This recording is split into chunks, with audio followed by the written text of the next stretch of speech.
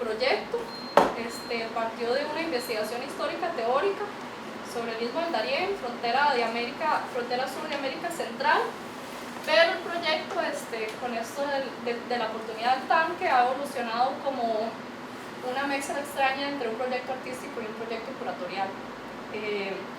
Para mí ha sido importante como plantearme cómo a partir de esta investigación del Darién se pueden motivar espacios de pensamiento colectivo.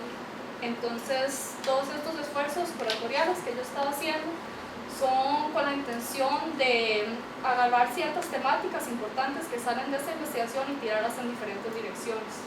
Entonces la primera charla fue sobre espacios experimentales con una curadora de Turquía. El segundo era sobre imágenes de globalidades y enfocado en visualidad, y el tercero, que es sobre historia de ficción, y en donde invité a Stephanie, a Sophie y a Manuel. Un poco como surgió, si quieres, Sophie. Sí, bueno, también una cosa como interesante que, claramente ellos están acá para contarnos un poco de los procesos que ellos han estado haciendo de investigación utilizando un recurso histórico, pero el punto también es, yo desde la historia del arte, más que todo trabajando, acompañando la investigación que hace Stephanie, nos dábamos cuenta cuando ella me hablaba como de sus procesos artísticos, que ella también estaba haciendo como un proceso que hace un historiador en la academia, ¿verdad? Entonces ella me decía como el método, ¿verdad? Las preguntas, cómo se acercaba ella a sus fuentes. Y yo decía, pero estás haciendo como una investigación de historiador, ¿verdad? Entonces, y ella, no, yo nada que ver, yo no hago eso, igual Sophie, ¿verdad? Y entonces nos empezamos a dar cuenta de que teníamos como cosas muy en común, ¿verdad? A pesar de lugares diferentes.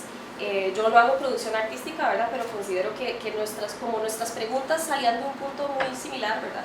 Y entonces nos parecía como, no tenemos nada resuelto cómo se come eso, ¿verdad? Pero sí nos parecía interesante que hablar un poco como de esa experiencia, pero también con ustedes, porque la idea no es que sea una cosa como, ¿verdad? Que ellos o nosotros vamos a hablar como de los procesos, sino vamos a comentar un poco, pero nos interesa más que todo que ustedes puedan también contarnos si ustedes ven algunos paralelismos con sus propios procesos artísticos y de investigación, ¿verdad?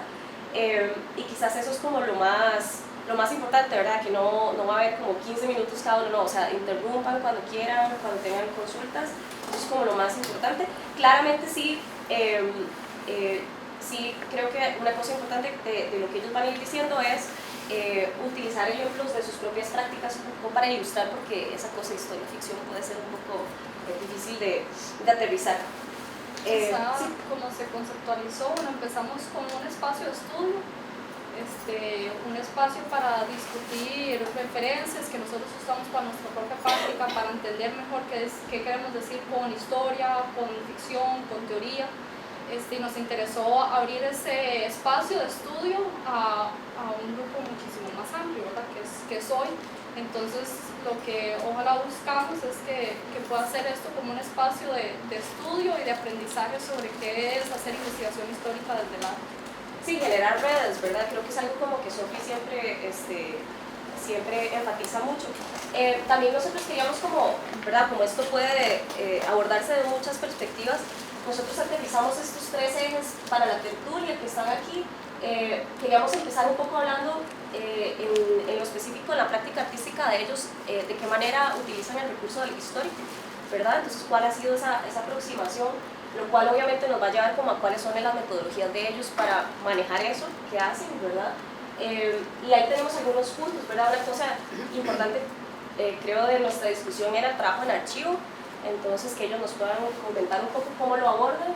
Y también ellos van a hablar mucho más profundo de esto más adelante, pero también veíamos como una coincidencia de un producto que se decantaba por la ficción y por un recurso poético en el caso de Sophie, entonces nos van a hablar un poco más de qué quiere decir eso.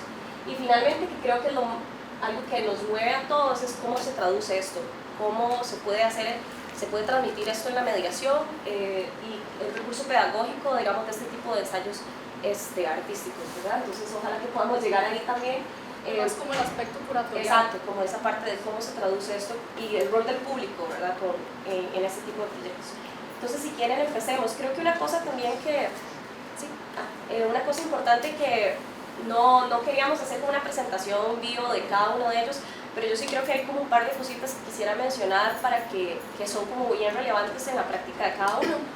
Y es que en el caso de Manuel y de Sophie, ellos, bueno, Manuel está en Australia en este momento haciendo su doctorado, y Sophie acaba de regresar estudió primero en San Francisco y luego en Londres y acaba de terminar su maestría. Entonces, en el caso de ellos, están haciendo ese tipo de investigación estando lejos de su país y ahora estando acá en el caso de Sophie. En el caso de Stephanie, que ha estado acá, o que ha estado, ¿verdad? Estudió en la UNA, pero y se ha estado moviendo en otros espacios internacionales, acaba de regresar de SACO en Chile. Ella ha estado haciendo esa investigación desde acá, ¿verdad? Entonces también es interesante ese elemento como de no importa dónde estés, están pensando en cosas muy similares y metodologías muy similares. Entonces, si quieren, empezamos. Bueno, empecemos como por la pregunta general, que es, para ustedes entonces, ¿por qué la historia es un recurso? Si quieren, empezamos por Emanuel. ¿Por qué para vos la historia ha sido entonces un recurso en tu práctica artística? Bueno, hola a todos, gracias por estar acá y por la invitación. ¿Sí me escuchan bien? Sí. Yo creo que para mí lo más importante, y tal vez la respuesta más obvia, es porque tal vez en Costa Rica en la educación de nosotros, al menos en la mía, yo como que no hubo un énfasis en la historia o en aspectos históricos, digamos, de lo que ha pasado, ni siquiera en la historia reciente de Costa Rica, digamos. Y no fue que al salir del país ya uno como que hace clic y empieza a pensar en esas cosas, pero como que al salir uno tiene una perspectiva, al menos yo tuve una perspectiva un poco más amplia del país. Tal vez por estar en Costa Rica me sentía un poco enajenado de alguna manera, y traté como de empezar a investigar más y ver qué es lo que pasaba no solamente en Costa Rica, pero en Centroamérica, digamos, lo que ha pasado desde los años 70, 80, 90, y eso que creo que tal vez fue como la motivación inicial. No sé si respondo a la pregunta con eso. Sí. Quizá, bueno, al plantear esa pregunta, porque teníamos debates de cómo plantearla y al final terminamos usando la palabra recurso, y yo creo que fue importante plantearlo, la historia como un recurso, porque era distanciarnos o preguntarnos si realmente hay un interés en la historia por la historia, ¿verdad? Porque ahí un poco entra como, bueno, ¿por qué la historia desde el arte contemporáneo? Y por lo menos para mí es un recurso en el sentido de que yo acudo a la historia en el sentido de que me permite entender mejor un presente, un sentido contemporáneo. Entonces la historia es una herramienta, yo no tengo un interés, la historia por la historia, ¿verdad? Entonces acudo a ella en la medida en que me permita generar preguntas interesantes sobre mi presente o crear argumentos sobre mi presente. Entonces en ese sentido como era importante esa especificidad del vocabulario que elegimos para plantear la pregunta. Sí, bueno, hola y gracias por acompañarme. Me van a disculpar porque ando como... Sí, porque hay gripe en esta sesión. Trajimos la gripe, entonces me dan ataques de tos de un pronto. Bueno, en mi caso yo creo que la práctica esta como recurso histórico que finalmente decidimos diseñarlo de esa manera, porque yo de por sí no lo entendía la historia como una cosa disciplina, o sea, como una disciplina, ¿no? Sino como... Yo creo que ya eso casi que lo he naturalizado, entonces más bien esta observación de capas, ¿verdad?, de información que no necesariamente están una sobre la otra, igual se desplazan, se mueven, se cambian, y esta cosa de espacios diferenciados, por ejemplo, que es lo que aproxima un pasado con un presente, digamos, y que se repite, eso es como lo que creo que me genera inquietud, ¿verdad?, a la hora de que me planteo mis cosas, mis proyectos. La otra cosa que siempre, eso que mencionaba Sofía, que por ejemplo, cuando nos conocimos, o sea, yo tenía como muchas inquietudes en el sentido de la práctica del historiador, ¿verdad? Si había un método, si había... Y entonces yo lo que tenía era puras preguntas, y justo yo le digo, no, yo de historia no sé nada, ¿verdad? Incluso no me atrevo a decir que trabajo desde la historia, sino de ciertos recursos, ciertas cosas que no necesariamente están incluidos dentro de lo que conocemos como historia. ¿verdad? Entonces, creo que por ahí es lo que tiene que ver con mi trabajo. Sí, quizás lo interesante es también que hay como esta, digamos, al menos Stephanie en el caso particular me preguntaba que cuál era el método que utilizaban los historiadores. Entonces yo le decía, bueno, primero contame vos qué es lo que estás haciendo. Y cuando me lo iba contando era como, bueno, primero tengo esta pregunta y yo, check, método, o sea, me estaba aplicando casi que el método científico, ¿verdad? Las fuentes, las preguntas, una metodología, leía teoría, ¿verdad? Entonces estaba aplicando, ¿verdad? Un tipo de metodología que yo le decía, bueno, porque ya lo estás haciendo, no tenés que leer nada más, ¿verdad? Eso no, esa misma, o sea, en desorden tampoco, no importa en qué factor, pero lo estás aplicando, ¿verdad? Yo quisiera tal vez que si ustedes se pueden, ahora ya que nos comentaron un poco eso, si se pueden referir a casos específicos donde han trabajado con esto, por ejemplo en el caso de Manuel, si nos puede hablar un poco de lo que está haciendo sobre el asesinato de Viviana Gallardo. Sí, claro. Algo que también no mencionamos, que tal vez conversamos cuando estábamos reunidos hace unos días, era esto de la cultura del olvido, que yo no sé si Sofía va a tocar eso en algún momento, pero yo creo que para mí eso es importante. No sé, yo por ejemplo crecí más bombardeado por la cultura popular gringa que por la historia centroamericana, digamos, y para mí eso fue importante, tal vez como tratar de revisar cosas que han pasado en la historia nuestra que uno no está al tanto, digamos. Lo que estoy haciendo ahora para el doctorado, vamos a ver si tiene coherencia lo que digo, estoy trabajando con pintura, tratando de problematizar la pintura, viendo a ver si es posible utilizar la pintura contemporánea para trabajar temas de violencia política. Y para eso estoy utilizando dos casos específicos. Uno es la construcción de un personaje ficticio y el otro caso es el asesinato de Viviana Gallardo. Para el caso del asesinato de Viviana Gallardo fui 2 veces a Costa Rica a recopilar información. Me reuní con exmiembros del así llamado Grupo La Familia, la organización marxista-leninista. Con ellos conversé en varias ocasiones, todavía sigo en contacto. Me proveyeron de fuentes o de información para buscar más información. Por ejemplo, fui a Costa Rica al archivo judicial a recopilar el expediente del asesinato de ella, y también recopilé copias de los periódicos de la época, desde marzo del 1981 hasta creo que julio, por ahí, de La Nación y La República. Y bueno, he recopilado otros documentos también que ellos me prestaron. Hay un documento muy interesante que es un cortometraje que hicieron en prisión. La mitad del cortometraje lo realizaron en prisión, y es súper interesante para la conversación que estamos teniendo hoy, porque es como un metadocumento, es un pequeño documental sobre el asesinato, de los últimos momentos de la vida de Viviana y cómo la asesinaron. Y en el documental actúa una de las personas que estuvo con ella, que también fue baleada de hecho, y es como un documental ficción, porque al final ella retrataba como si salvara la vida de estas otras 2 personas que estaban en la cárcel, pero ella en realidad le dispararon en la espalda mientras estaba dando vuelta cuando estaba tomando el café y el pan en la madrugada del 1 de julio del 81. Entonces es como un documento súper interesante, y es como muy baja, low key, como baja calidad, dura como 12 minutos creo. Es un expediente muy rico en contenido y para la conversación.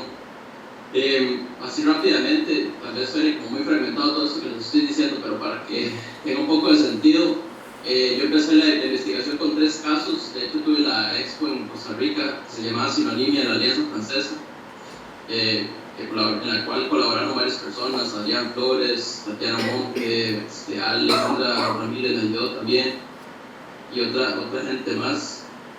En ese momento utilicé 3 casos. Utilicé el caso también de José María Figueroa, el de Viviana, y la creación de este personaje ficticio. El personaje ficticio yo creo que tiene como una función no sé exactamente cómo ponerlo. Por ejemplo, cuando estoy trabajando con el expediente de Viviana, con estos documentos en los que se habla de gente y experiencias de personas que todavía están vivas, por ejemplo, como que éticamente me preocupa un poco cómo yo manejo esos documentos como artista. En otro caso que es ficticio, me ayuda un poco como para alejarme de esa realidad política del caso de Viviana y poder manipular, entre comillas, los documentos en un sentido creativo o artístico. Entonces digamos que el expediente o la creación de un personaje ficticio sirve como para, no sé, contrastar o contraponer a otra información que es de la actualidad política o reciente de Costa Rica. No sé si tiene un poco de sentido eso que acabo de decir. Entonces más o menos eso es lo que estoy haciendo. En el 2017 que tuve esa expo ahí en Alianza, trabajé con esos 3 casos: José María Figueroa, el asesinato de Viviana Gallardo y el personaje ficticio que se llama Svetoslav S. Y ahora para el doctorado lo reduje a 2 casos únicamente: el asesinato de Viviana y la creación del personaje ficticio, para simplificar un poco la investigación y la logística de la investigación. Solamente si nos puedes contar un poquito sobre quién es este personaje ficticio. Bueno, el personaje ficticio es una creación que he hecho a partir de fotografías que he recopilado en diferentes lugares. Las fotografías no tienen conexión alguna entre ellas. También documentos, por ejemplo, cartas que he recopilado o encontrado en diferentes mercados de pulgas o que he hecho yo. También estoy haciendo poemas, por ejemplo, que son parte del expediente de este tipo. Es un tipo que nació en la frontera entre Rumanía o Hungaria y además fue parte de una de las fracciones del ejército nazi. Me interesa un poco como, no es un alter ego, nada por el estilo, digamos, como si creía que era neonazi yo.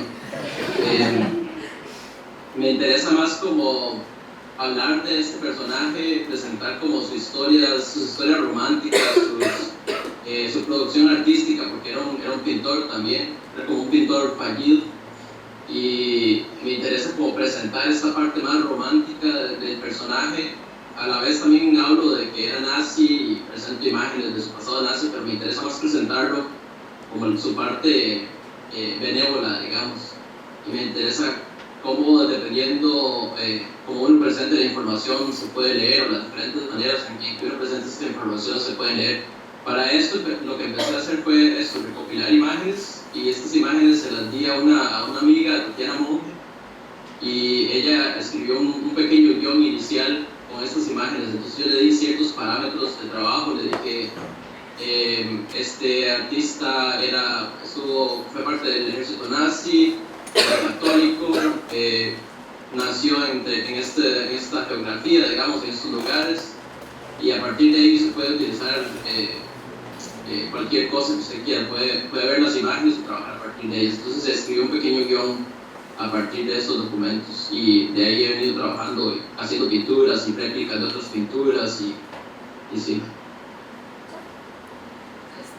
Bueno, pensando un poco en lo que Stephanie decía de las capas, ¿verdad? De la historia,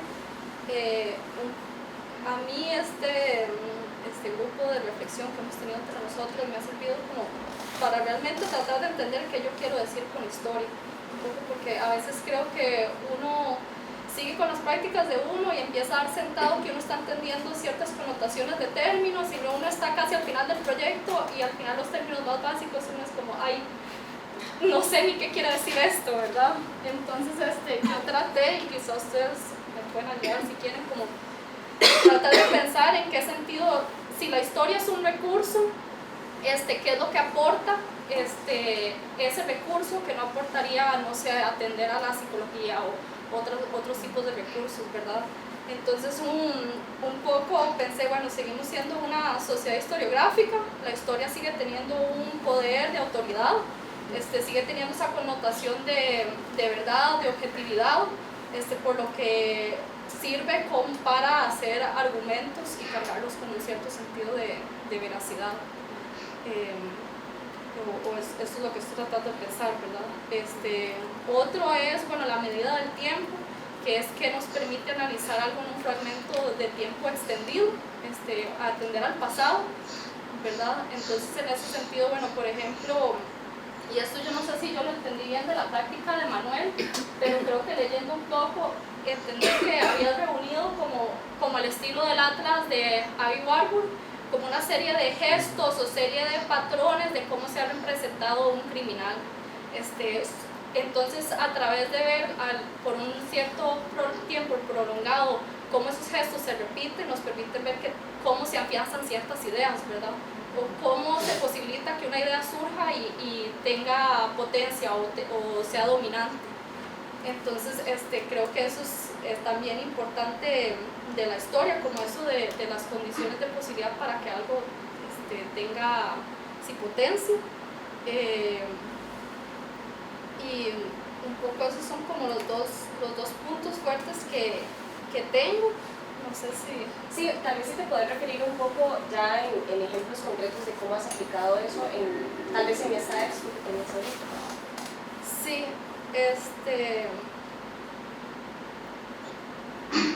quizá un poco como para reunir, no sé si quieres pues, y yo mis pensamientos.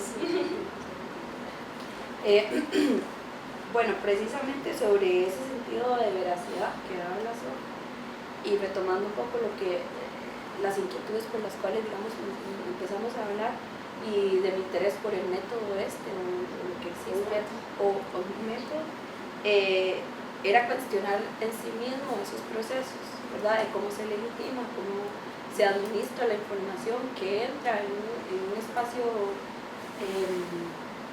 ¿cómo porque decimos? No formal, sino oficial. Entonces, basado en eso es como estructuro pues lo que hago, los métodos que son muchísimos y son amplios. Y voy a decirlo de una vez, es pensar en que desde el principio hay ficción, a partiendo, digamos, de cómo se filtra esa información que sea. Entonces yo siempre trabajo sobre la ficción, ¿verdad? O sea, ficción sobre ficción, pero históricamente comprobada. Dijo ella. Entonces, bueno, voy a referir rápidamente tal vez como creo que además todo mi trabajo está vinculado directamente con esto que acabo de plantear. Bueno, el más reciente tal vez, o bueno, no el más reciente en realidad, sino lo que estuvo aquí fue la cuadra cero, que fue mi expo individual.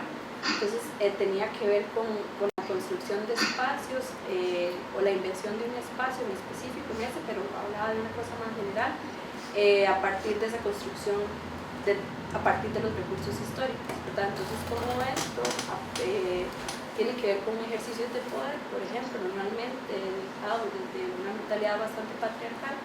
Entonces, bueno, Cuadra Cero era en torno a la construcción de un espacio central, ¿verdad?, específico, que era el Palacio Nacional, era la excusa, digamos. Y bueno, para ese proyecto fueron como 3 años de trabajo. Entonces, igual hago, recolecto información, trabajo en varios archivos, luego hago una contextualización y los vínculos entre esos archivos y la información de cómo está construida, y luego me deshago de todo eso y construyo mi archivo propio, digamos, que es ficticio. Trabajo con réplicas y pues sí, eso. Y así creo que con el otro trabajo que tiene que ver con lo colonial, digamos, con lenguajes coloniales y evangelización. Entonces, lo mismo, bajo un ejercicio de poder, se estructura como un lenguaje, trabajo una serie de archivos, digamos, de espacios diferenciados, y luego construyo mi propio lenguaje. Y así es como trabajo, pero siempre sobre ese principio de ficción. Entonces me libera un poco de responsabilidad de que estoy diciendo mentiras.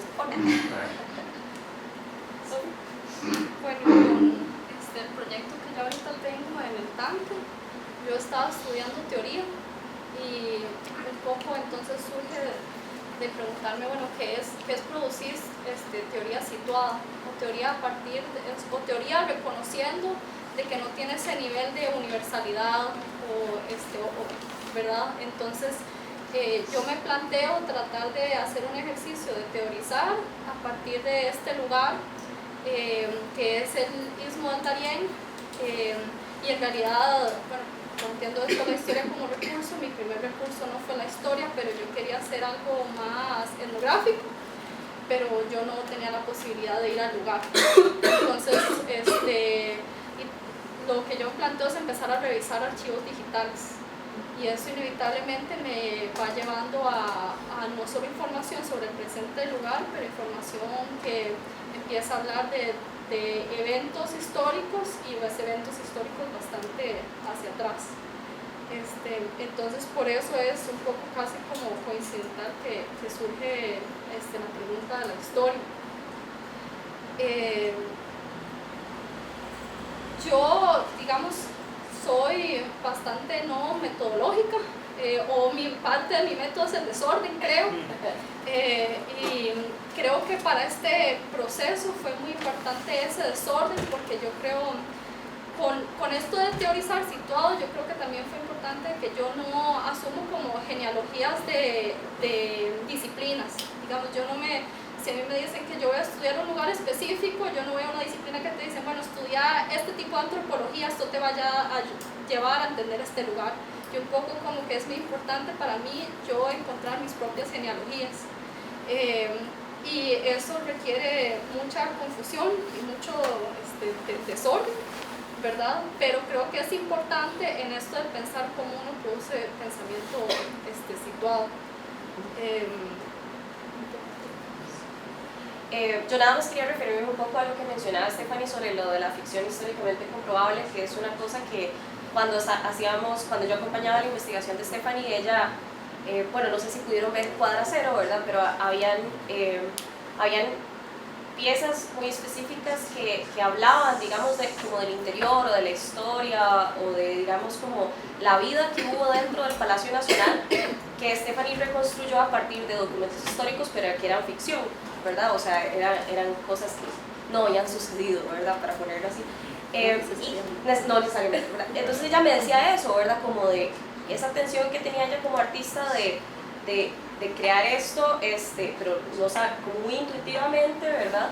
Y yo le decía, lo que pasa es que lo que vos estás diciendo, o sea, calza perfectamente con los patrones de cosas que sucedían históricamente, ¿verdad? El tipo de música, el tipo, digamos, de las declamaciones las proclamas que inventaste, por ejemplo, la decoración que había dentro del edificio. Entonces yo le decía, lo que vos estás haciendo es ficción, que es históricamente comprobable, porque si vos lo comparas con otros contextos o con otros edificios, encontrás elementos de eso, ¿verdad? Entonces, era muy interesante, entonces esa como correlación entre ese punto de partida de la historia como recurso que llega a un lugar que es ficticio, pero que igual está alimentado por esos elementos, ¿verdad? De nuevo, desde lo histórico.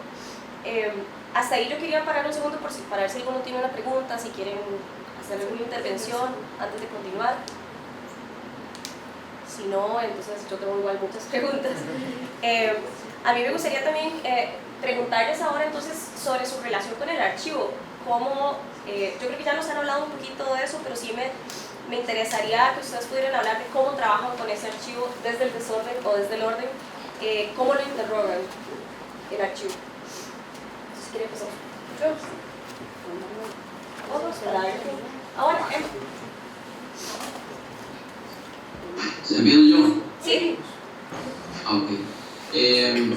Bueno, yo estoy tratando de utilizar, como les decía, dos variantes.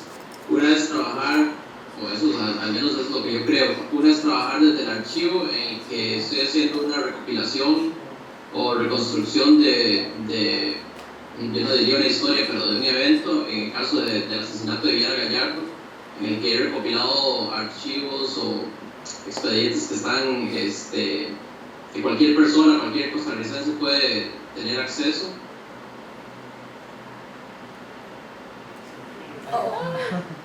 Después de acceso.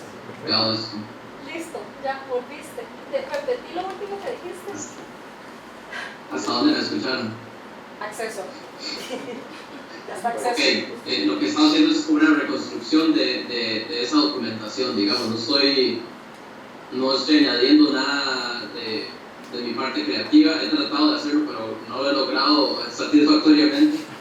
Y en el otro lado, digamos, el otro caso, que es una creación ficticia, en vez de archivo, yo creo que estoy trabajando más con una idea de atlas, que es como una recopilación de diferentes documentos, de diferentes fuentes, y tratando de usarlo como metodología, como si fuera ¿cómo se dice? Device en español. Dispositivo, sí. Como un dispositivo, no es que se me olviden las palabras, es que se me hace el colocho mental cuando se dio. Es como un dispositivo, más que todo lo que estoy haciendo con el personaje ficticio. Siento yo, estoy utilizándolo como un mecanismo que es vulnerable, diría yo también, que se expande, que cambia, que no es fijo, digamos, tal vez el archivo. Me acuerdo de una conversación que tuve con Adrián una vez también, que me decía que cuál es el sentido de crear un archivo si yo no tengo una idea de cuáles imágenes o cuáles documentos estoy recopilando, ¿verdad? ¿Cuál es la función de ese archivo? Y yo creo que el atlas que estoy haciendo con el personaje ficticio no es un archivo como tal, sino más bien, bueno, un atlas, es un mecanismo que es maleable, diría yo. Entonces tal vez esa es un poco mi experiencia con eso. Yo creo que, bueno, un poco con el archivo que yo fui trabajando, para mí, yo me sentía muy frustrada, que al principio sentía que me seguía recalcando la misma historia, una historia muy estereotipada de lo que es ismo y la función que ha cumplido en la historia y en el presente, y un poco yo me planteaba, bueno, si esta es toda la información que tengo, ¿qué hago con esto? Para no contar la misma historia. Y un poco entonces eso me planteó que en vez de encontrar material que me ayudara a salirme de esa historia, fue, bueno, realmente tomar conciencia qué preguntas le hago a ese trabajo para ver si puedo sacar respuestas diferentes, ¿verdad? Entonces eso es importante en ese sentido de cómo uno interroga el archivo, de que a veces, bueno, encontrás información y no es lo que esperas, o no encontrás algo que te da una historia diferente, pero puedes realmente concientizar ese proceso de cómo lo interrogas para sustraer una información diferente. Sí, yo creo que yo también en eso tenemos como un vínculo grande. Igual, o sea, como les decía, si hago una revisión, visitas, archivos, luego no utilizo nada de lo que encuentro, todo yo lo acumulo, pero nunca lo utilizo como tal. Entonces sí que el ejercicio, digamos, primero sería confrontarlo, ¿verdad? O sea, confrontar, ponerlo en duda, o sea, poner en duda la información que está ahí, y basado como en esos, digamos, en esos métodos, en esos de por qué podría quitarse un sentido de veracidad a esa información a la cual estoy, digamos, acudiendo. Entonces, luego de esta revisión que les digo y de esa confrontación con ese mismo archivo,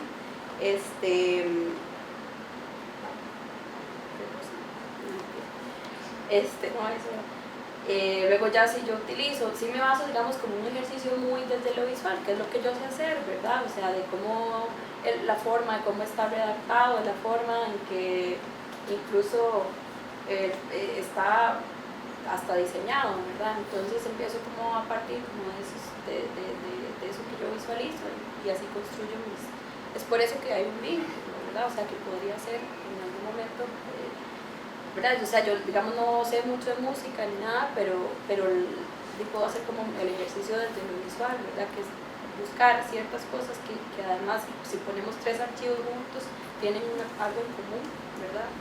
Y bueno, y parto, digamos, de esos errores o de esas confrontaciones, digamos, que resultan. Bueno, un poco ahí también discutíamos bueno, la diferencia entre ficción, especulación o poesía, por ejemplo. Y para mí, un poco en lo que yo reuní serie de imágenes un poco convencionales, la poesía se planteó como una herramienta especial porque, digamos, para mí la poesía, la ficción es un fin, pero la poesía es una herramienta con la cual yo estoy pensando cómo empezar a tejer relaciones creativamente. Y a partir de ese tejido de relaciones creativamente, por más que tengas la misma formación que otra persona, realmente puedes empezar a dar luces a narrativas diferentes. Entonces la poesía la entiendo como una herramienta en ese también cuestionamiento del archivo. ¿Quieres agregar algo sobre eso? No, eso me encanta, entonces yo quiero Quiero que quede ahí. sí, como que amplíe como la aplicación de la poesía, o como sí, esas narrativas de la poesía, ¿no? Perdón, yo soy un poco lenta, entonces tengo que ir armando. Si quieres podemos ir siguiendo y ahorita ya. Ok, pero es que voy a cambiar de tema. Vamos a ir saltando. Es que quisiera que habláramos también de una cosa como ya más pragmática, que es cómo hacen para financiar este proceso, ¿verdad? Porque es un proceso, bueno, Stephanie decía que es un proceso que le tomó más de 2 años, ¿verdad? O sea, cómo en la parte un poco más pragmática, qué cosas tienen que resolver, qué obstáculos hay para hacer este tipo de investigación, ¿verdad? Porque no es algo que les toma poco tiempo y requiere mucha inversión, no creo que solo monetaria, sino energética y crear redes y todo. Entonces hablemos un poquito de eso, que empezamos por Emma. En mi caso, bueno, yo creo que he podido hacerlo por medio de becas a las que he aplicado y al haber vendido todo, hasta la abuela he vendido un poco para poder estar estudiando. Sí, eso es tal vez suene como estúpida mi respuesta, pero eso es, digamos, aplicado a becas. En este momento, por ejemplo, ya se me va a terminar la beca de la universidad de acá y sí, la U me estaba pagando una mensualidad y además no tengo que pagar matrícula, porque aquí las universidades son privadas, son carísimas hasta para los australianos. Y digamos, por medio de eso es que he podido estar viajando a Costa Rica. También, bueno, viajé 2 veces solamente para hacer trabajo de campo, digamos, y si la U paga también como investigación, te da fondos para que puedas ir a investigar y paga los viajes, ¿sí? No es muchísima plata, pero ayuda mucho y sí, y también vendiendo pinturas y cosas así he podido pagarme esas cosas. Y perdón. No, tranqui, termina. No, que es esa pregunta que hiciste, alguien, hace poco hice mi seminario de final de la tesis y un chico de Kashmir, de hecho, me preguntaba, porque él está trabajando también con la idea del archivo y con violencia política y así, me preguntaba que si tiene como una, no sé, la palabra en español, como si le deja a uno como un desgaste físico y emocional el hacer esto, y claro que sí, digamos, tal vez uno no sea la víctima de esa violencia política, pero al estar en contacto con ella y hablar con personas que han vivido esa experiencia, sí le deja a uno como un peso. Claramente no es el peso de las víctimas, digamos, que vivieron esa experiencia. En el caso del asesinato de Viana, digamos, hablar con personas que todavía están vivas, que vivieron esa experiencia, que fueron baleadas, que estuvieron en prisión, que además la sociedad las juzgó, ¿verdad? Como es las sociedades de todo el mundo, pero la de Costa Rica todavía más hija de puta a veces en ese sentido, y los medios de comunicación y la policía, o sea, son traumas que siguen ahí, siguen vivos, digamos, que no sean todavía, no ha existido casi diálogo, en el caso del asesinato de Viviana, digamos, al menos, pero existen otros casos así también. ¿Poder referirte un poquito como a los tiempos? ¿Cuánto duras haciendo investigación y cuánto duraste empezando a producir? Casi son 4 años, ya casi creo que en febrero del próximo año van a ser 4 años de investigación. Creo que los 2 primeros años el proyecto o este programa de acá de Melbourne se llama Practice Led, entonces es una investigación que vos tenés que hacer a partir de la producción que estás haciendo. No sé si tiene sentido lo que estoy diciendo. Entonces, digamos que producís obra o investigás y a partir de esta investigación, digamos, tenés que hacer una reflexión reflexión teórica. Entonces los primeros 2 años casi que fue lo que más hice, investigar, recopilar documentos, producir obra, y a partir de eso empezar a generar, a partir de teoría o en relación a teoría, un documento escrito también. Entonces es 50% tesis, 50% producción. Bueno, quizá volviendo a la poesía. Bueno, yo escribo, y para esta investigación la primera meta era producir un texto. Entonces, digamos, la poesía también fue muy importante a nivel narrativo, porque un poco, bueno, con la descontinuación de material, yo me preguntaba cómo no escribirlo de una manera que yo reiterara hasta como superficie homogénea, que es la historia, ¿verdad? O la historia con letra mayúscula. Cómo yo a través de mi escritura puedo mostrar las inconsistencias, los huecos, las fracturas. Entonces en eso fue muy importante un lenguaje poético. Entonces en eso específicamente con la relación a la escritura. ¿Cómo se financia? No sé, esa siempre es la gran pregunta en el arte. Escucha, sí, en mi caso, digamos, para este trabajo específico, fueron 4 meses de investigación y al mismo tiempo ir escribiendo. Entonces fue muy rápido, lo que no tenía sentido, porque realmente, como les digo, había un proceso de desorden que cómo tiene sentido un proceso de desorden cuando tenés que producir una investigación y un texto en 4 meses, ¿verdad? Se mostraba completamente improductivo. Entonces esa es una gran pregunta para mí, el financiamiento. Y bueno, el tiempo de producción, yo creo que también en el caso, cómo hacer visible ese proceso de investigación, ¿verdad? Y más cuando tiene como ese nivel de, digamos, de desorden. Para mí mucho eran las conversaciones con amigos, revisión de textos, genealogías. Entonces, digamos, yo me preguntaba desde la práctica artística cómo yo hago visible ese proceso. Un poco mi respuesta en este caso fue organizar estos eventos. Estos eventos para mí han sido un poco el espacio en donde yo puedo orientarme más al proceso, y como esos procesos colectivos también que me han ayudado a asumir ese proceso de desorden, pero acompañado. Entonces, esa ha sido una respuesta, pero todavía tengo esa pregunta de cómo yo, inclusive al trabajar con un curador, al trabajar con otras personas, cómo yo les hago visible que hay un trabajo que está pasando, ¿verdad? Y que a veces ese trabajo, como Stephanie dice, bueno, se puede extender, en el caso de Manuel, a 4 años, ¿no? Y cómo yo le hago eso tangible a otros, más en un mundo de producción contemporánea que es tan acelerado. O sea, realmente hay una demanda de los artistas de estar produciendo, estar exhibiendo, tener tu CV siempre al día, ¿verdad? Siempre actualizado. Entonces, ¿cómo en esa temporalidad que es el arte contemporáneo vos puedes conllevar una investigación histórica? Sí, es que vos acabas de decir que fueron 4 meses, pero este fue en buena medida el tema de tu tesis, ¿no? Si vos no hubieras hecho tu tesis, vos no hubieras hecho esto en 4 meses. O sea, esa investigación es mucho mayor. Sí. Es mucho mayor. ¿Cuánto fue la preparación de la tesis?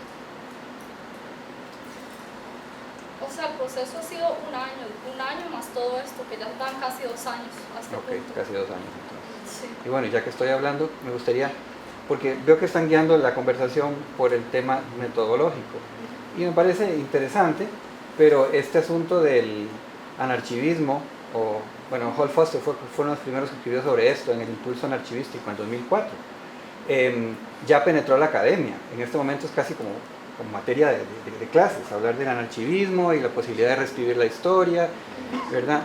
Entonces me gustaría que habláramos tal vez no tanto del cómo, sino del para qué, ¿verdad? Eso además tomando en cuenta que la posfotografía estaba construyendo esto desde los 90, entonces es algo que tiene de 15 años de hacerse. para citar a Benjamin, que nunca está de más, esa historia de los perdedores, porque no es la de los vencedores, ¿verdad? Era de los perdedores. Entonces, ¿por qué hacerlo? Levantaste la mano. Sí, ¿por qué lo están haciendo? Bueno, yo creo que de ahí una cosa es también porque desde el arte y desde lo que se llama arte contemporáneo, ¿verdad? Yo creo que el arte para mí sigue siendo un espacio muy permisivo, que permite abordar, es que inclusive por más que la academia esté asumiendo estos temas, hay muchas ironías. Por ejemplo, yo cuando estaba haciendo la teoría, el programa decía, bueno, queremos que ustedes realmente produzcan textos performativos, que exploren, experimenten, y cuando llegaba la hora de calificación decía, bueno, es que esto está genial la experimentación, pero no va con el sistema que nos dan para calificarte, entonces te vamos a calificar mal, pero tu texto está bien, ¿verdad? Entonces en la academia todavía yo creo que a nivel de su funcionamiento todavía tiene muchísimas ironías, que pienso que el arte es mucho más permisivo en ese sentido. Entonces creo que el arte da una perspectiva diferente en cómo abordar este tema del archivo que la academia, por más que esto ya está siendo asumido por la academia como una labor importante, ¿verdad? Sí, bueno, en mi caso creo que yo estoy un poco más alejada de la academia y creo que estas reflexiones o esta práctica para mí tiene que ver como con un abordaje desde lo político con lo personal, o sea, cómo me aproximo a ciertas inquietudes, ciertas cosas que me están invadiendo todo el tiempo. Entonces esta confrontación creo que tiene que ver con algo de eso, casi como una acción política dentro de mí, digamos. Y al menos yo desde mi perspectiva, un poco desde la historia del arte, me parece también que, de nuevo, como dicen ustedes, a pesar de que ya es algo que se ha estado haciendo, que no es algo nuevo, a mí también me parece muy interesante que haya una coincidencia, al menos en ellos tres, y claramente pues hay más gente que lo hace, pero me parece que como ponerle el pulso también a ese interés es algo que vale la pena hacer, ¿verdad? Y vale la pena, yo creo que también como, al menos sí, a mí sí me interesa mucho como la perspectiva metodológica, porque son las cosas que no vemos normalmente, ¿verdad? Que uno llega a una exhibición y ya la ve puesta y no se evidencian esos procesos detrás, y además también como por ñoña, no sé, o sea, me parece como interesante. Yo creo que también, bueno, vos llevas un poquito tarde, pero porque estamos planteando como esto como recurso, en fin, pero a mí algo que me ha, digamos, guiado mi interés en la teoría es esta pregunta de cómo crear un set de circunstancias ficticias que nos permitan imaginar otras formas de producir lecturas o patrones interpretativos. Y la historia, para mí, ¿para qué? Es útil en la medida en que me permite crear esos escenarios ficticios para pensar en nuevas formas de interpretación. Entonces, no es la historia por la historia, como decíamos en el principio. Es como mantener viva la posibilidad de otras historias. Exactamente, de otras imaginaciones, otras formas de lectura, de interpretación, y creo que la historia puede ser una herramienta para eso. Y yo diría también que ustedes hablaban un poco de este concepto de la veracidad, del cual creo que la historia, o digamos la nueva historia en las ciencias sociales como que se rehuye, ¿verdad? Esa cosa como una veracidad, una realidad grande, ¿verdad? Yo creo que más bien lo que los hace a ustedes como muy cercanos al proceso histórico o digamos a la metodología del cuestionamiento alrededor de lo histórico es que ustedes, más que buscando una veracidad, creo que están como muy conscientes de que entonces tienen una conciencia histórica de que el presente no es algo dado, ¿verdad? De que es un proceso, y como que les interesa ir detrás de esos procesos y de construir y ver esas capas, como vos decís al principio. Entonces yo creo que en ese sentido están como muy en línea con lo que, ¿verdad? ¿Cuál sería, digamos, como el mandamiento principal de uno ve la historia así como un proceso, no como algo dado, no como algo veraz, ¿verdad? Sino como construcción, ¿sí? No, se hace un uso errado de lo veraz y lo verdadero. Yo creo que los tres producen veracidad. Son ficciones con aspiraciones veraces. ¿Cuáles tres, perdón? Los tres proyectos de ustedes tienen aspiraciones a veracidad porque son narrativas o ficciones construidas desde principios demostrables o corroborables, pero en tanto narrativas cerradas son veraces porque de alguna u otra forma constituyen sistemas sistemas o narrativas cerradas. En el sentido de lo que decía del trabajo Stephanie, que es muy cierto, digamos, que uno llega y esto parece cierto porque está embebiendo de muchos recursos, entonces digamos es veraz en el sistema, que es muy diferente a decir que algo es verdadero. Digamos, nada más como por un tema de apuntalar el término, que la verdadera es una cosa bien distinta, digamos. Verdadero es algo que apuntala a la historia tradicionalmente dicha, que es incorregible, objetiva, certera, eficaz, pero nada más como para que apuntaremos y no andamos como ramas, porque lo que sí hacen ustedes es veracidad, digamos, desde un lugar del arte, desde un lugar de la ficción, desde otras narrativas de la historia, pero no es verdad. Y bueno, nos lleva a otra pregunta. Podemos discutir toda la noche, hay tal cosa como la verdad, la historia habla de la verdad, la historia no es en realidad otra forma de veracidad históricamente oficializada, no sé. Entonces, digamos, la discusión es mucho más amplia y creo que el término está usando bien mal. Bueno,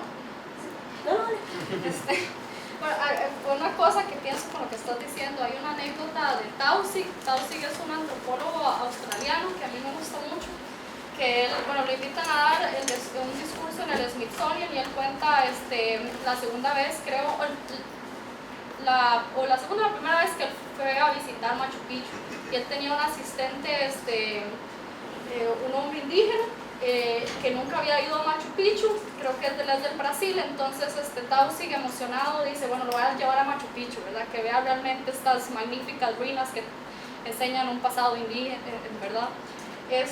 Y Taussig lo lleva y el indígena, el hombre dice, yo esto ya lo he visto antes. Y dice, bueno, ¿cómo? Si nunca has estado aquí, ¿verdad? Y le dice, sí, claro, esto fue construido por los españoles a punto de latigazos. Entonces que queda como, bueno, eso no es posible porque es completamente anacrónico, ¿verdad? Pero un poco en ese momento lo que tiene de verdad, o sea, por más que este hombre le plantea un anacronismo a él, lo que tiene de verdad es que él se está resistiendo a seguir esta narrativa romántica de lo que es un pasado indígena. Y con ese anacronismo él logra como reordenar las cosas y un poco ponerle la atención a Taussig, a este antropólogo, y cómo él está viendo al otro y cómo está produciendo esta autoridad. Pero entonces yo creo que eso quizás apunta a eso de que no dio exacto en las fechas, pero dar con ese anacronismo le permitió movilizar lo que estaba pasando en ese instante, ¿verdad? Y poner la atención al antropólogo. Entonces no sé si es como un tipo de verdad, al final dio un tipo de verdad, pero... No, es que... ¿Puedo decir algo? Sí, claro.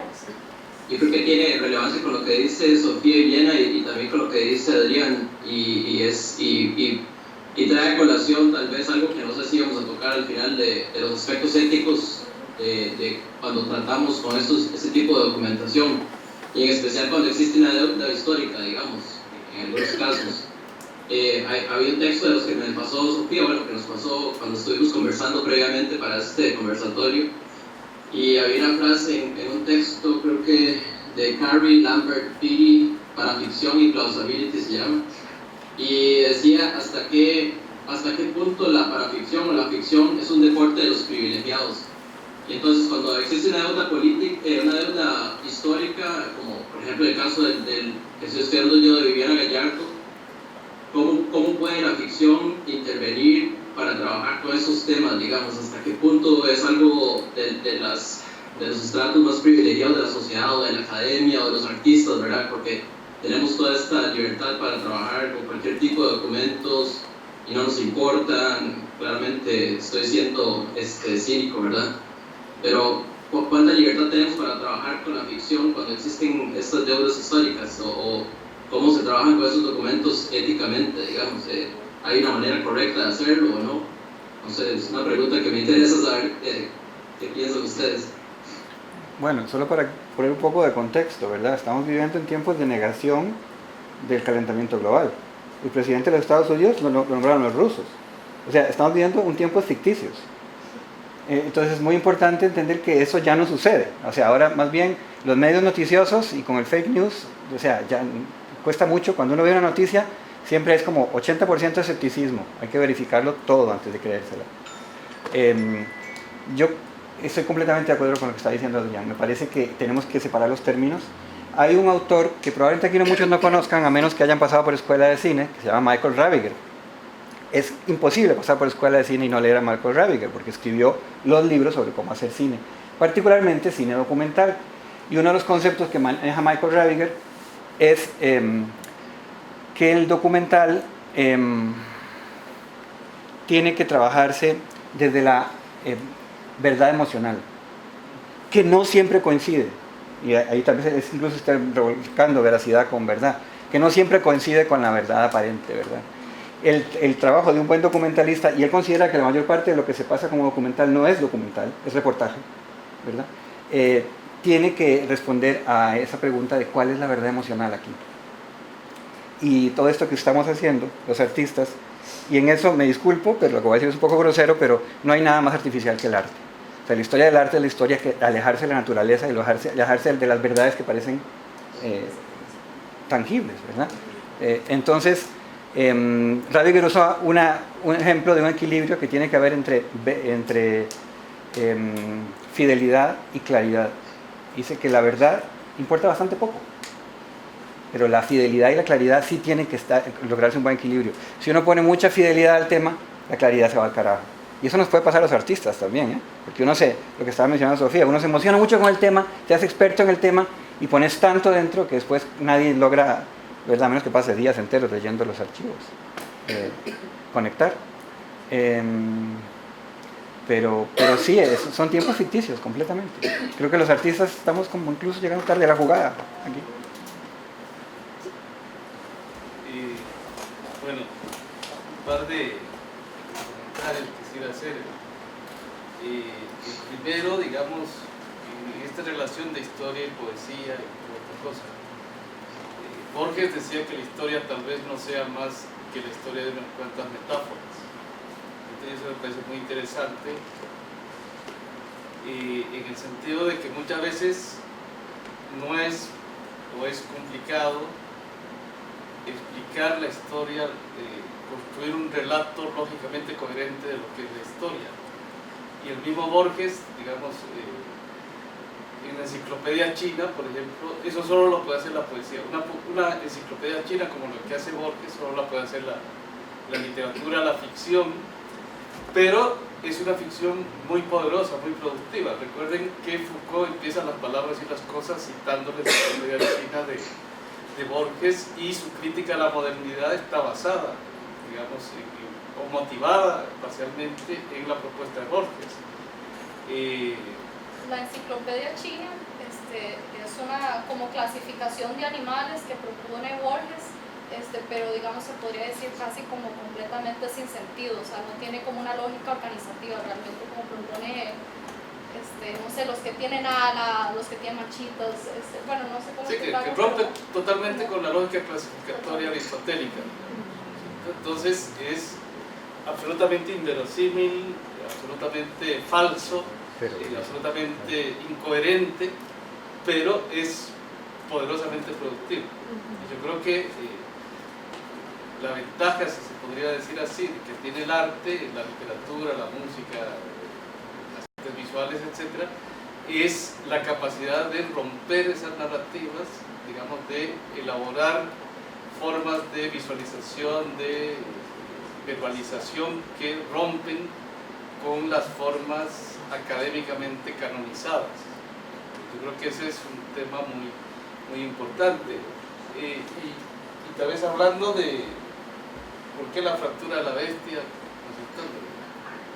la fractura en el espinazo de la bestia, con el que Sofía utilizaba el título de la exposición que es un poeta de Osip Mandelstam, que es un poeta ruso que fue censurado durante la época de la revolución, que lo que él hace es como una definición del siglo, ¿no es cierto? Y eso es muy interesante. El tema del tiempo es súper complejo. Decía San Agustín que todos sabemos lo que es el tiempo, todos vivimos en el tiempo, pero cuando a alguien le preguntan qué es el tiempo, es absolutamente, filosóficamente complicadísimo definir lo que es el tiempo.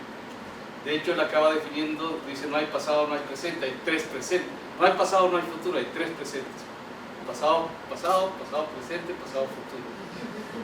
En fin, hay toda una discusión sobre el asunto. Y lo último tal vez es el tema de esto que decía, creo que era Manuel, que decía la ficción como privilegio, como el lujo de los privilegiados.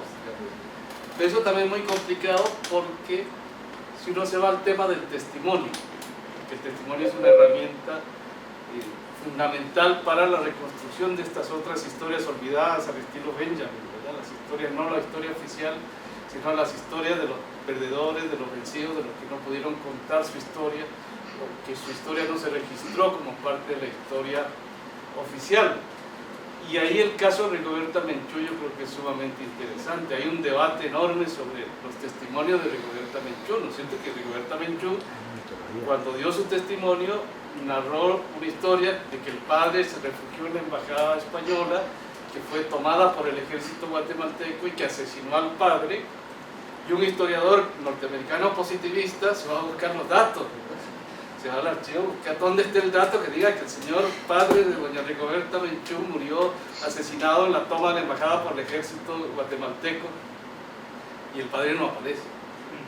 Entonces ahí se genera todo un debate, o sea, está mintiendo, está falsificando la historia o está contando la historia de otra manera, ¿cierto? Y por ejemplo hay, esto es un debate muy grande, pero por ejemplo psicoanalistas que salen a decir, bueno, lo que pasa es que en el psicoanálisis, por ejemplo, cuando hay trauma, el trauma por definición es indecible, uno no puede narrar directamente lo que es traumático. Entonces, ¿qué es lo que ocurre? Ocurre lo que dice Freud, por ejemplo, en la interpretación de los sueños. Hay desplazamientos, hay condensaciones, hay simbolizaciones, hay recursos simbólicos, digamos, laterales que permiten narrar una historia más allá de los cánones de la historia en el sentido positivista, de la historiografía positivista.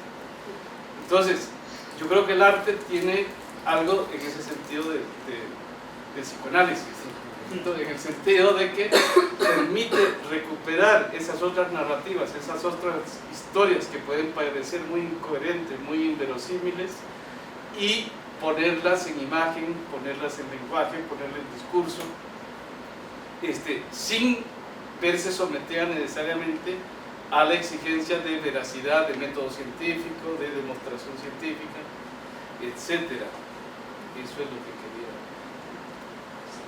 ¿Qué más? O sea, Machu Picchu sí fue construido a latigazos, pero no de españoles. ¿Alguna cosa que quieran aportar? El autoritarismo. Bueno, hablando de la inverosimilitud, perdón, estoy robando la palabra indebidamente. Es más fácil creer para mucha gente que Machu Picchu lo hicieron los extraterrestres a que lo hicieran los antepasados de los incas. Ahí hay, creo que también un tema de verosimilitud. O sea, nos parece que los indígenas nos han impuesto históricamente una verdad tan denigrante de lo indígena que nos parece imposible que un indígena pueda construir una pirámide como la de Teotihuacán. Y eso es una ficción, o sea, no es historia, no es verosímil, pero es una verdad que ha sido implantada por 500 años de colonialismo. ¿No? Emma, ¿algo que quieras decir? No, no estoy pensando nada más, pero... Bueno, entonces yo tal vez como por tiempo un poco quisiera que llegáramos al tercer punto, un poco de lo que tiene que ver ya con la mediación y quizás tal vez como en aspectos muy generales si pueden referirse un poco a cuál ha sido la relación. Entonces en esta práctica para ustedes ¿cómo han reflexionado entonces lo que tiene que ver con el recurso pedagógico y lo didáctico? O sea, ¿cómo transmitir esto? ¿Verdad? Quizás una pregunta ahí que teníamos en toda esta interacción ha sido como si hay una necesidad desde sus posturas de aclarar que lo que están haciendo es ficción poética, ficción, ¿verdad? Un poco entonces, ¿cómo hacer eso para mediar? Quizá podemos leer una pregunta que yo le robé a Manuel del documento. ¿Quieres que la lea? Sí, es parte de la investigación de Manuel de doctorado, la sacamos de él. Sí, Sofía decía como que esta cita puede ser como detonante de eso. Está en la tesis de Manuel que dice que si estos temas que estamos mencionando deberían ser abordados pedagógicamente, o si el arte como una plataforma debería permitirle al público interpretar abiertamente la información que se le presenta, o si este es un problema ingenuo e irresponsable en torno a la libertad que tiene el arte. ¿Quieres comenzar vos? Yo. Oye, yo hice la pregunta, ahí está, ¿verdad? ¿Y qué contestarías? Yo no sé, ¿Qué yo sí, has llegado?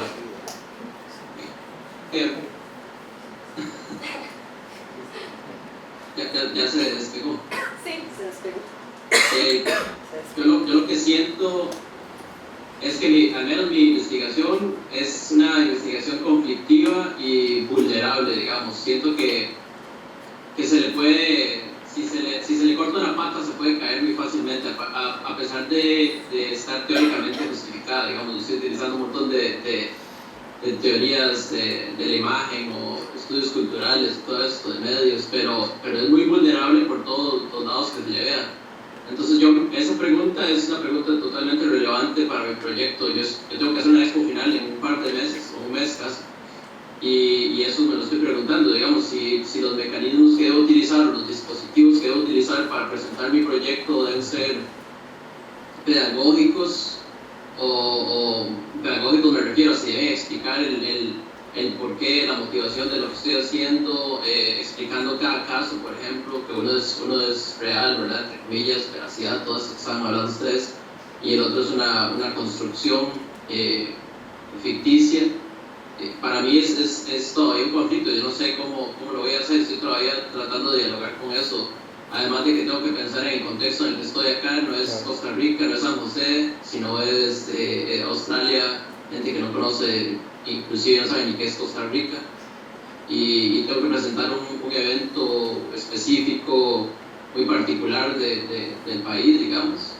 Entonces son preguntas que todavía yo estoy tratando de resolver, yo no sé cómo lo voy a hacer. A mí me parece que, eso lo conversamos, creo que fue Stephanie y Sofía y yo, que dependiendo de la institución donde se presente también como que existe una necesidad pedagógica, digamos. Por ejemplo, en algunos museos se necesita que usted explique el por qué está haciendo esto, o que este documento es ficticio, o que este es real, o que este evento pasó, porque los museos, la mayoría de museos tienen un enfoque pedagógico, digamos, ¿verdad? Que todavía tienen, tal vez los más de vanguardia, ¿no?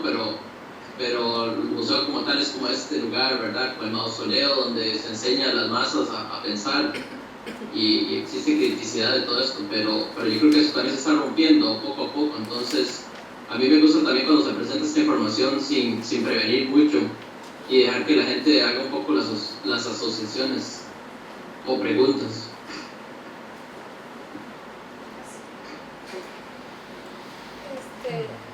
Yo creo que mi relación ha fluctuado mucho para este proyecto, porque una cuestión que decía Manuel, yo también creo que para mí mi propia propuesta es como muy vulnerable, y como la presión todavía, esta cuestión científica, no he sabido cómo manejarla, ¿verdad? O sea, entonces eso es una pregunta, pero digamos, a partir de esto que yo les comentaba, de cómo crear una situación, ustedes de coordenadas para ficcionar sobre posibles modos de interpretación, yo creo que para mí sí es importante lo pedagógico en términos de crear espacios como estos, espacios, o sea, donde pueda haber posibilidades de lectura, una libertad, pero donde pueda haber como un tiempo de acompañamiento, un tipo de, sí.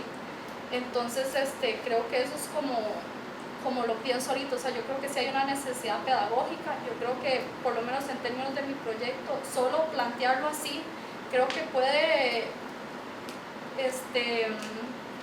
creo que hay una especificidad temática e histórica que es importante que se asuma, pero a mí me gustaba lo que Stephanie me planteaba la primera vez que nos juntamos a hacer esto, que hay una diferencia entre cómo aprendemos y cómo enseñamos. Y yo creo que espacios donde podamos discutir cómo aprendemos en conjunto, más que eso de quién nos está enseñando, cómo nos está enseñando. Es como pensar la pedagogía como algo de hacer entender. Exactamente. Que tienen que entender todo lo que está pasando. ¿Verdad? Yo creo que a mí me genera un poco de conflicto eso, ¿verdad? Que de que por medio de mediación o lo que sea, tenga que ser con esa dirección de casi, ¿cómo se dice? Didáctico. Claro. Sí, no, pero, entendió. Exactamente. Pero sí entendió lo que quería decir. Sí, para mí tiene que ver con lecturas plurales. Sí, entonces más bien como es el elemento pedagógico como un elemento para crear redes, como para crear discusión, para crear un poco para comparar también procesos, lanzar preguntas, contestar unas, dejar otras muy abiertas. Entonces yo creo que sí también creo que es importante también repensar eso de la pedagogía que ustedes dicen desde este sentido y no como algo, como una receta que hay que aplicar, ¿verdad? De cómo hay que traducir las exposiciones, sino como espacios constantes que no tienen por qué tener, digamos, ser un producto terminado, ¿verdad? Esto es, porque todos en el último conversatorio de Sofi, esto es lo que llegamos, ¿verdad? No es necesario, sino más bien empezar a conocernos y hablar y entablar relaciones. Yo creo que es como preguntas. Quisiera que ahora sí lo abriéramos como a lo que ustedes quieren. Perdón, sé que he hablado mucho, pero es que se está hablando sobre el asunto del didactismo, que creo que es una gran cruz en la institución museística, y no solo nacional. Y vos sos artista y curadora, o sea, tenés las dos manos sucias. Entonces, porque ese es un gran dilema de los curadores, o sea, voy a explicar la obra pero sin explicar la obra. Voy a hacerlo elevado pero tengo que hacerlo aterrizado, ¿verdad? Voy a usar imágenes literarias, pero cuidado, no se entiende, porque entonces y por ahí veo que anda Dani también. Entonces creo que me gustaría que mencionaran algún momento en donde tuvieron ese dilema a la hora de escribir el texto curatorial, y se sintieron que se les ha ido de la mano, que tuvieron que echar para atrás, como ejemplo, porque creo que es algo que pasa mucho. Bueno, en el caso de este proyecto mío, yo creo que para el texto curatorial no tanto, porque cuando yo estaba trabajando con Marga, algo claro que era no explicar y no dar a entender, qué es lo que está pasando con este lugar, pero plantear una pregunta y como un tipo de orientación de lectura, pero eso es todo. Pero en el caso, digamos, de las piezas, yo al principio, por ejemplo, no tenía ¿cómo se llaman estos textos específicos para cada pieza? Bueno, la cédula, por ejemplo. Y un poco con Marga fue una discusión larga entre, ¿qué iba a ser esta cédula? Si poníamos información específica, un poco, el punto era, yo me resistía, en un punto, dije, ok, tiene que haber una información específica, pero luego cómo hacer esa explicación específica. Si lo hacemos como un museo típico, ¿verdad? Que esta pieza sale de bla, bla, bla, o más bien, como yo me lo planteé, fue plantear una pregunta y compartir imágenes que pudieran dar como destellos de ideas, y que si la gente va e investiga puede encontrar más, pero plantearlo como una pregunta. Entonces hay un acompañamiento pedagógico, pero yo no diría que eso es didáctico, ¿verdad? Pero sí ha sido como una experimentación para mí en este caso de qué hacer, porque para mí así había una importancia en una especificidad de lectura, digamos, sí. ¿Dani? Ahora yo,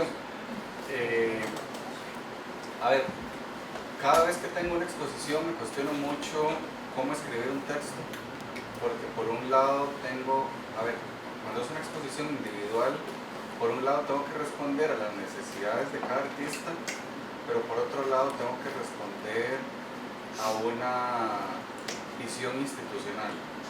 Entonces tengo que llegar como a un happy medium entre los dos. Y además también tengo que responderme a mí mismo, tengo que responder a la visión que yo tengo como curador de la exposición. Para algunas exposiciones ha sido más retadora que otras.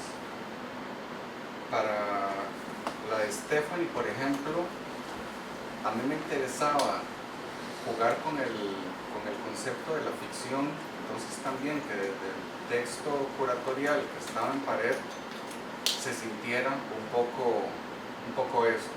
Entonces ahí traté que la tónica de redacción fuera, por un lado, como histórica, por decirlo así, la manera en cómo escribían de alguna manera en la época en que se creó el Palacio Nacional, y por otra, tratando, y que la manera en cómo estuviera redactado fuera la manera en que yo quisiera expresar esa ficción. No sé si me explico. Y uno de los mejores ejemplos donde me he cuestionado cómo escribir es aquí con el Señor Flores, ¿verdad? Y ahí no fue solo cuestionarnos cómo escribir, sino cómo hacer el proyecto, que al principio nos hacía mucho ruido llamarlo exposición, hasta que encontramos la manera de llamarle de otra manera y dijimos esto definitivamente no es una exposición, es un proyecto. Un poco por ahí. En cuanto a la parte pedagógica, la manera en que trabajamos acá en el museo es que conforme yo voy planteando la exposición, voy comunicándoselo al resto del equipo técnico del museo, entiéndase con equipo técnico, educación, diseño gráfico, museografía, comunicación, para entre todos ir tratando de construir un discurso que desde la pedagogía, si se le quisiera llamar, el público pueda comprender. Entonces no es como que yo redacto el texto curatorial, después se lo paso al encargado de comunicación y usted va a ver qué hace para comunicarlo al público. No es así, sino que más bien entre todos vamos construyendo. Y si uno hablara muy específico de una cédula de pared que explique una obra, a mí no me gusta explicar las obras, me gusta como redactarlo de tal manera que la gente pueda interpretar un poco lo que está viendo, como dar, por decirlo así, algunas pistas. Para algunas obras ni siquiera hace falta ponerle un texto, porque a veces la obra se entiende muy fácil por sí misma, y hay otras que sí hay que tener un poquito más de cuidado de cómo se le llega a la gente, ¿verdad? Y ahí sí necesitas un poco más de ayuda didáctica en ese sentido. No sé si con eso te respondo un poco. Sí. Sí. Perdón, comentando sobre eso, y porque en otros grupos con Sofía hemos tenido como esas discusiones también. Yo creo que, o sea, claro que hay esos recursos tradicionales de las células, del texto sobre pared, pero por ejemplo cuando Sofía propone 4 conversatorios, no sé cuántos son en realidad, pero 4 conversatorios o 4 actividades, y que todas tienen contenidos muy diferentes, pero a la vez se sienten tan pertinentes a la exposición, al proyecto que ella estaba tratando, como que ahí está un proyecto pedagógico dentro, que es un proyecto procesual, que es un proyecto de construcción de sentidos, sí, pero nunca apuntando directamente a la exposición, mira, eso es lo que tienen que ir a ver allá, sino que esos son un montón de otras preguntas que ocurren, y esos son ejercicios pedagógicos, ¿verdad? Y son ejercicios didácticos y ejercicios educacionales que no responden exactamente a dar respuestas, sino esos son problemas complejos y podemos tratar de varias formas. Entonces, nada más eso, porque también dejar solo el texto curatorial no, creo que es muy básico. A mí siempre me ha gustado pensar la curaduría como una investigación.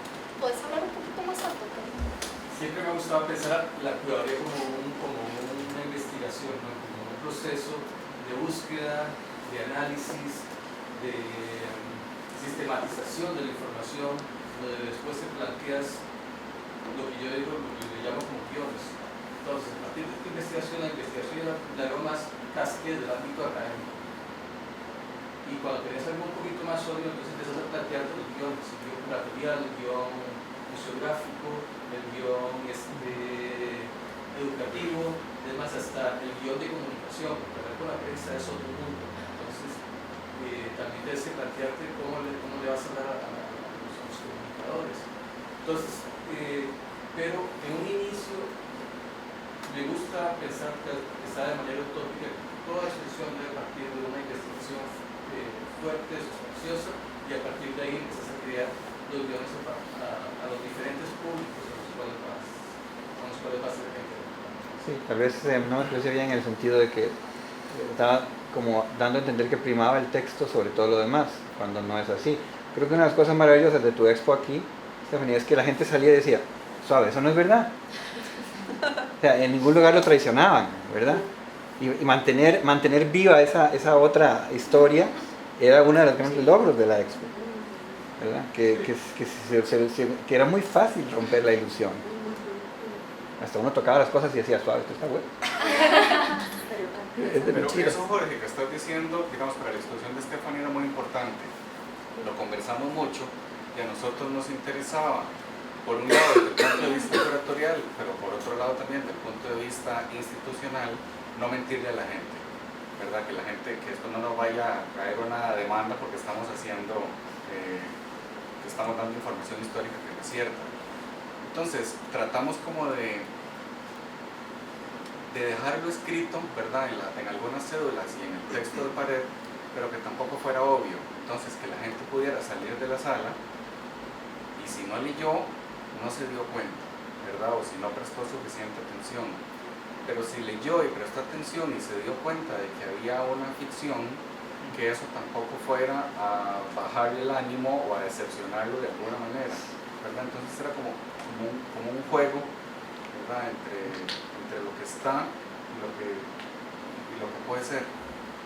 Sí, y ese juego es interesante en relación también a entenderlo desde lo pedagógico, que no como eso que se ha hablado, sino como una acción didáctica de explicar esto así, entonces la gente pensó esto, entonces usted tiene que pensar esto. Sino más bien plantear un espacio de ambigüedad, y lo que es interesante del proceso que hablaban ustedes ahora también con el tema del archivo y cómo empezar a manipular ese archivo, no se sabe hasta qué punto está, por ejemplo, el caso de Irene Gallardo, que es una cosa real, pero hay un personaje inventado, pero no sabe qué tan inventado es el personaje inventado, o sea, hay como toda una serie de cosas de opacidades entre lo que, o sea, que ahí es donde está lo que es interesante, tanto para este proceso con archivo y también para un proceso pedagógico, o sea, generar espacios de duda, o sea, en donde uno no viene aquí a decir, bueno, esto es lo que entonces su fulanito dijo tal y abrimos un conversatorio, pero siempre bajo una condición de todos sabemos, sino que plantear un espacio de duda y dudar, yo a pesar de que estoy organizando el espacio de conversación, o sea, dudar de mi conocimiento para tratar de generar un conocimiento que no, porque ahí es donde ya viene una cosa que no está mediada por esa verdad, digamos, mayúscula, y yo creo que ahí es donde empieza a jugar tanto lo pedagógico como el tema con el archivo, el tema con lo verdadero y lo veraz, o sea, empezar como a generar puntos intermedios de ambigüedad, creo que también es una cosa interesante, digamos. Es lo que decía Sofía. Sí, ahora, como, digamos, cuando hablaba de la investigación y de las piezas, como que uno puede hacer, y uno muchas veces lo primero que hace, las respuestas que tiene no son las que uno esperaba, entonces ¿qué otras preguntas les haces? Pero, o sea, al mismo proceso de lo pedagógico, ¿qué otras preguntas puedes hacer, verdad? O sea, es como así, siempre cuestionarse, estar en ese lugar.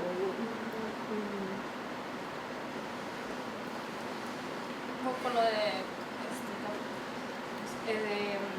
lo de las cédulas, pienso que un buen ejemplo es la exposición de Quintanilla, que Adriana usó como la estética de los métodos de exposición de históricos, ¿verdad? Y en eso la cédula no es solo algo que da contenido, pero al final otro factor estético. Entonces también como jugar con eso. No sé si alguien tiene más dudas.